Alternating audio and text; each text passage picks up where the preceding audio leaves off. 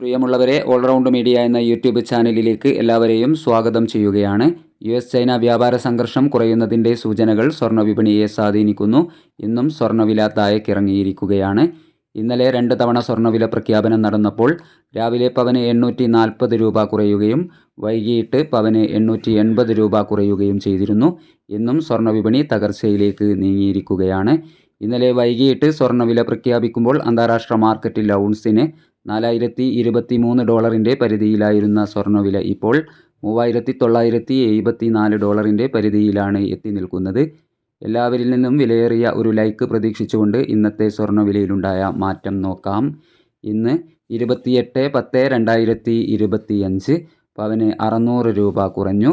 ഇന്നത്തെ 22 കാരറ്റ് സ്വർണ്ണവില ഗ്രാമിന് 11,225 രൂപ, പവന് 89,800 രൂപ.